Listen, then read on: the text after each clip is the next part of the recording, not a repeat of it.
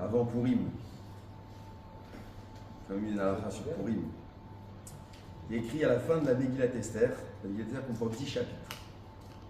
Au 9e chapitre, après qu'on a éclaté Haman, ses enfants, et qu'on est hérité de la maison de Haman, qu'on a toutes les richesses, la grâce du roi, que Mordechai il est élevé au rang juste en dessous du roi, on nous dit la sot otam, yeme mishte vesimra ou mishlor manat ishlereu matanot leveni.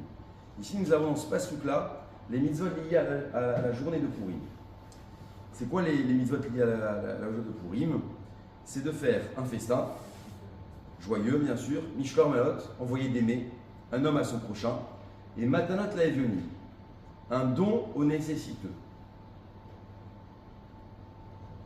Il n'y a pas écrit matana, il y a écrit matanot. Donc le minimum du pluriel, c'est 2. Il n'y a pas écrit evion, il y a écrit evionim. Donc le minimum de plusieurs personnes nécessiteuses, c'est 2. Donc c'est 2 à 2. C'est-à-dire 2 biens, ou 2 cadeaux, ou 2 dons à 2 personnes nécessiteuses. Ça veut dire quoi? C'est-à-dire je remets un bien à une personne et un bien à une autre personne. Ça, c'est la mitzvah. Maintenant, comment s'acquitte-t-on de cette mitzvah-là?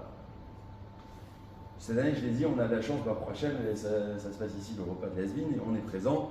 Donc, tous les dons, il faut que ça se passe en journée. Donc, la mitzvah, tout d'abord, elle ne se passe pas le soir. Elle ne se passe pas maintenant.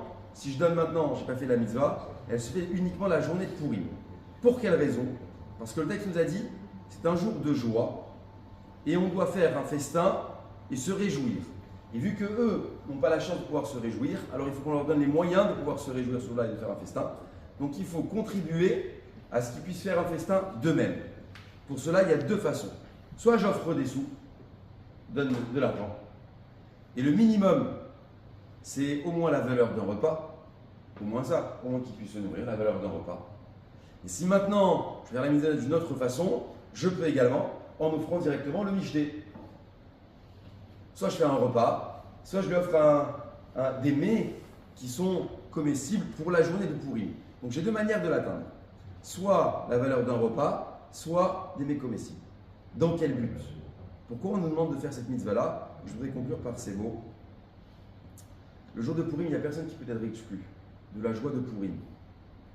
C'est-à-dire que Esther, elle a demandé l'air kenos et kol hayudim, va et réunit tous les juifs. Il n'y a personne qui veut se sentir exclu de la journée de Purim. Et voilà pourquoi on demande que lorsqu'il y a un festin, entre autres, on invite plusieurs personnes autour de la table afin de se réjouir. On n'est pas forcément que la famille, on invite également les amis. Et pour ce faire, on essaie de leur faire atteindre, en tout cas, la joie liée à la journée de Purim. Et donc, si maintenant il y a une personne qui est détachée de la communauté, ou bien qui n'a pas les moyens d'atteindre cette joie-là, je dois y contribuer. C'est pour ça qu'on dit Mishlor manat ishlereu, donc j'offre des mets à mes amis, et Matan Avenim, les dons aux nécessiteux.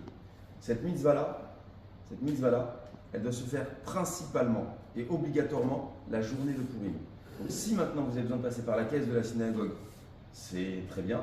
Si vous connaissez des personnes autour de vous, dont vous savez qu'ils sont nécessiteuses, vous pouvez très bien passer par vous-même. Il n'y a pas de mitzvah de passer par une tierce personne. Simplement, on va rajouter un point très très important. C'est qu'il y a écrit dans le droit de la tzedaka, lorsque je donne à quelqu'un, il faut lui donner avec un visage agréable. C'est bien de donner. Il faut faire un sourire. Il faut être content de donner. Il y en a, ils disent encore, il faut donner. Alors c'est pour ça que si maintenant vous faites la tête et vous allez lui remettre, le mieux c'est de passer par la caisse de la synagogue et plutôt que d'aller le voir et dire alors tiens voilà. Très bien. Donc c'est bien important d'avoir le visage agréable. Ça ne suffit pas de donner, il faut également la teneur et l'atmosphère qui jouent afin de gagner le cœur de l'autre pour qu'il puisse être joué totalement. Chazak Ouro.